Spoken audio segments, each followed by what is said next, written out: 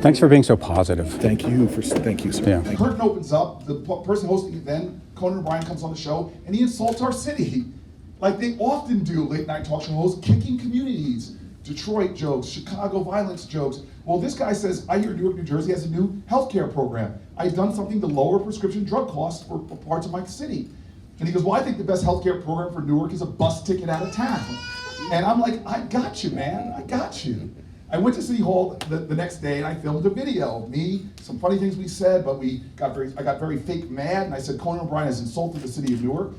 And this, I'm gonna make fun of the civil libertarians in the room, because I basically said, Conan O'Brien, you've insulted the city of Newark by the power vested in me by the people of the city of Newark.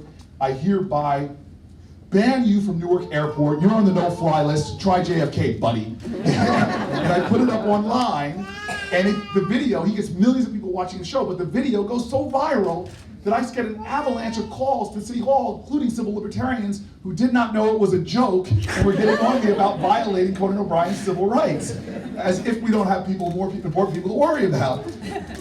Literally, I'm not exaggerating, TSA took a clarification out on their website that mayors in America don't have the power to ban people from their airports. It got such a big story, I'm now getting earned media for Newark that we were never getting before. Everybody who comes, satellite trucks in front of City Hall, I'm doing interviews bragging about the dignity of my city.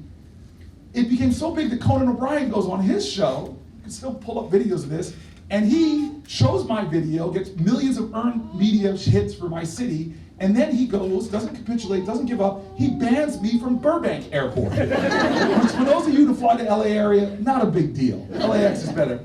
It becomes one of the biggest stories of that week, this battle between me and Conan, because I go back and ban him from the entire state of New Jersey, of course. And then finally, this amazing hero, one of my great heroes of life, this person that did so much for human rights on the planet Earth, forming women's rights or human rights, healing war-torn areas. She was the Secretary of State. Her name was Hillary Clinton.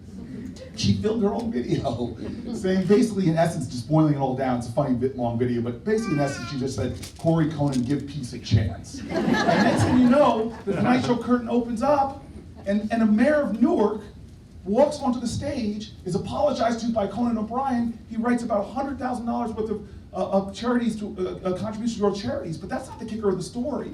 The kicker of the story is now I'm more of a national name. I call up foundations and they return my call now.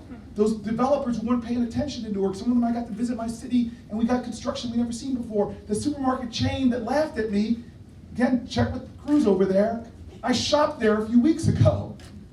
This is not a test of who has the best policy plans. I'm serious. Why? Because most of the people on that stage I work with on a daily basis in my day job, and they are brilliant, good people. Democrats attacking Democrats really annoys me because I know the character of most every person running for president, and they are great, righteous people who get up every single day and want to see good done. And by the way, if I'm president, like most of the others, they're going to take the best policy ideas from wherever they can get them and implement them. And I hope they steal from me if I'm not the guy. But this is what we need in our next president. This is a decision, don't make it just with your head, make it with your heart and your gut. Who can best ignite the moral imagination of this country? Who can challenge us to deepen the quality of our mercy? Who can call us to the best of our ideals, where the best four-letter word can be dropped is not the ones we hear our president using, but is love. That's what my heroes who adorn my walls, that's what they stood for. They called this country out and people responded. John Lewis, who is suffering today, his brilliance was not condemning people. One of the people that beat him, Bloody Sunday we know, one of the people that beat him years later came to his congressional office with his grandchild and begged in tears, begged him for his forgiveness. And what did he do? Did he do the kind of bravado and angry retaliation that we see evidenced at the highest offices in our land now? No, he wept with that man, hugged him and forgave him, because all of us are people in development. All of us have made mistakes. May none of us ever be judged by the least of what we've done. This election is about heart and spirit and value, and who can best ignite them in our country.